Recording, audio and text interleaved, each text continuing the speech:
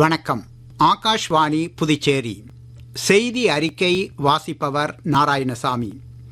ஜல்ஜீவன் திட்டத்தை டிசம்பர் 2028 வரை நீட்டிக்க இன்று நடைபெற்ற மத்திய அமைச்சரவை கூட்டத்தில் ஒப்புதல் அளிக்கப்பட்டுள்ளதாக மத்திய தகவல் ஒலிபரப்புத்துறை அமைச்சர் திரு அஸ்வினி வைஷ்ணவ் தெரிவித்துள்ளார்.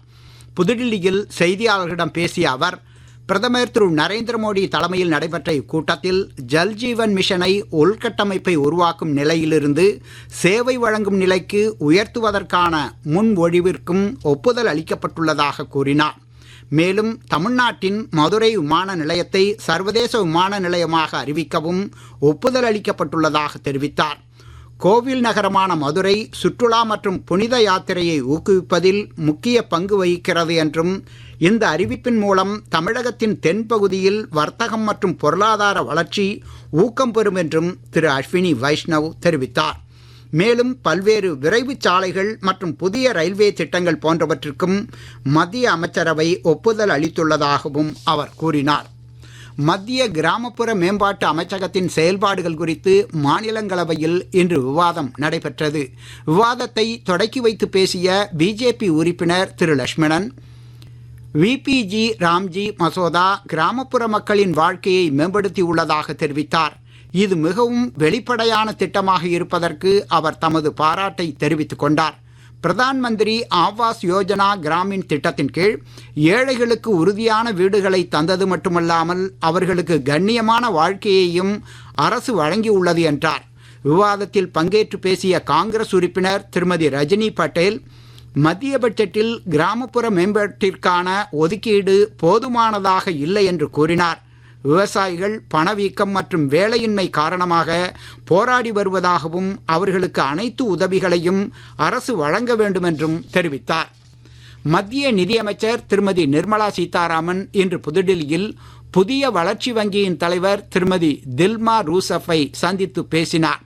இந்த சந்திப்பின் போது மூலதனத்தை திரட்டுவதில் இந்தியாவில் செயல்படும் தனியார் துறைக்கும் புதிய வளர்ச்சி வங்கிக்கும் இடையிலான உள்ளார்ந்த ஈடுபாடு மற்றும் போட்டித்தன்மை குறித்து விவாதித்தனர்.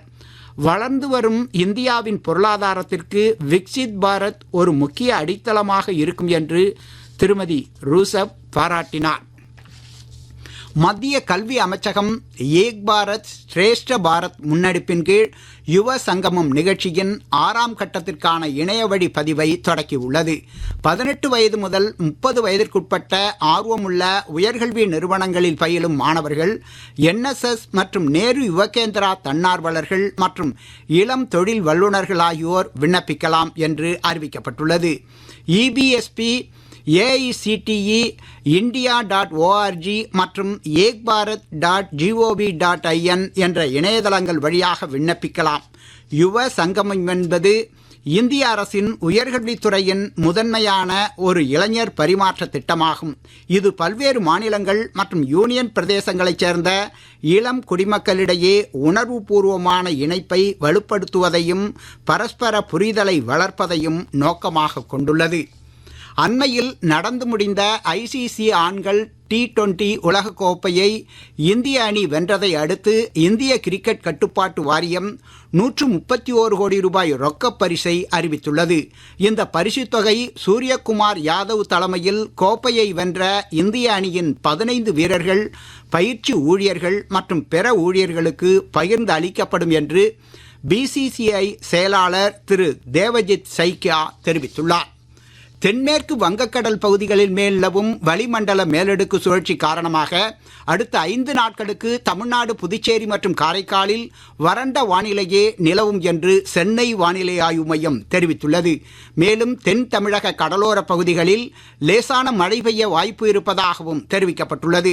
தமிழ்நாடு, புதுச்சேரி மற்றும் காரைக்காலில் நாளை வரை அதிகபட்ச வெப்பநிலை இயல்பை ஒட்டியே இருக்கும் என்றும், அதற்கு அடுத்த 3 நாட்களுக்கு அதிகபட்ச வெப்பநிலை இயல்பை விட 2 முதல் 3 டிகிரி செல்சியஸ் வரை உயரக்கூடும் என்றும் வானிலை ஆய்வு மையம் தெரிவித்துள்ளது. இத்துடன் இந்த செய்தி அறிக்கை நிறைவு பெறுகிறது. வணக்கம்.